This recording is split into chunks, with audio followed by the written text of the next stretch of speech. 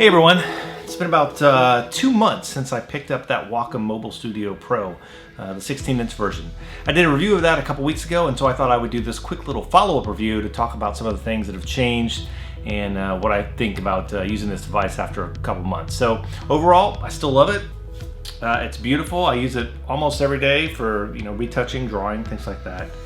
So let's talk about some of the things that have changed. So in my last video, in the review, I mentioned the specific problem with palm rejection, in that if I was gonna draw on the tablet, my hand was coming down. If my palm hit the screen before the pen did, whatever happened to be under the palm got selected.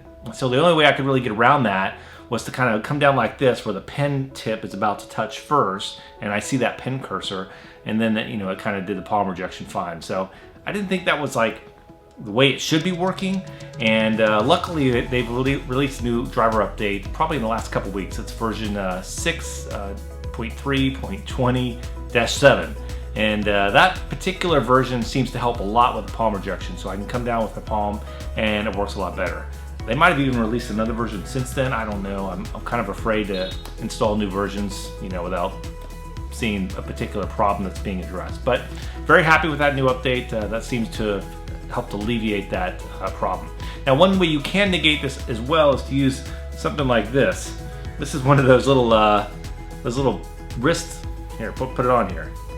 Look at that little drawing glove thing right there. So you see this and you think, that guy's got wrist problems. No, this is actually to help your hand move across the screen a lot better when you're using the tablet. So something like this actually helps out a lot to help negate that palm rejection issue if you have it. All right, so they've updated that. That's been working a lot better. Now, in the last video, I forgot to mention the stand that I was using. At this point, Wacom still has not released their stand for the Mobilestudio Pro, so I picked up this guy.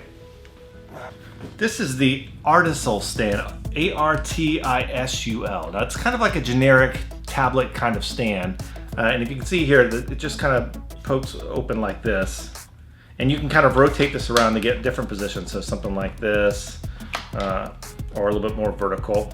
It's overall a great stand. I think it's around 40 or 50 bucks. I'll link to it below.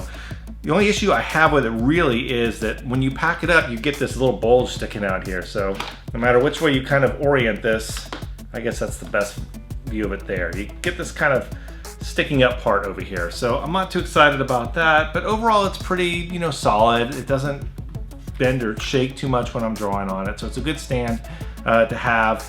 I will link to it below, and I'm also going to be looking out for Wacom's official stand if they ever release that, or anything else that might be worth looking into.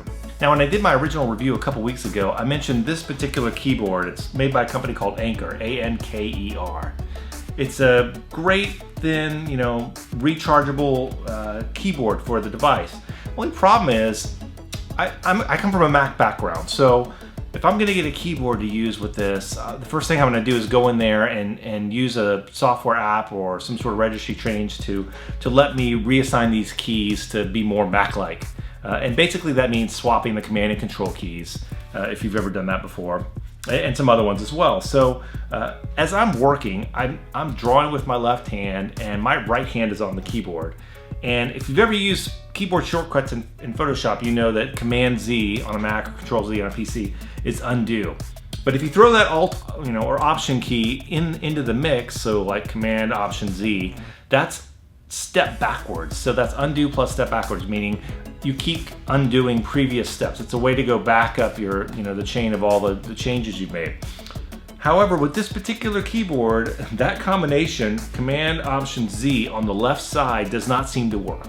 I don't know why. I don't know if it's because the Z key has this little Bluetooth symbol. It's like if you hold down Function and hit that, it's some special Bluetooth related command, and that's throwing it off. I know if I hit Command Option on the right side and hit Z, it does work, but I'm not gonna do this little keyboard gymnastic here.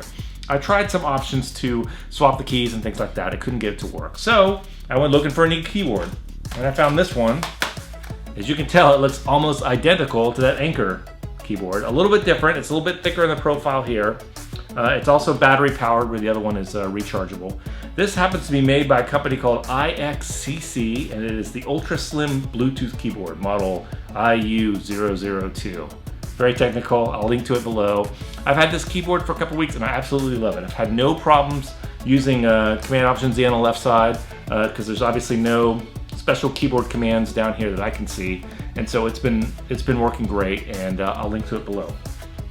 So overall, that's pretty much everything I've got to report over the last couple weeks of using this device. Again, it's been a great device. I love having it. I use it almost every day. I'm looking forward to taking it with me on travel and shoots and whatnot. It's just a great kind of all-around device. It's not as powerful as, say, desktop, Mac Pro or something like that, or even probably some of the laptops out there.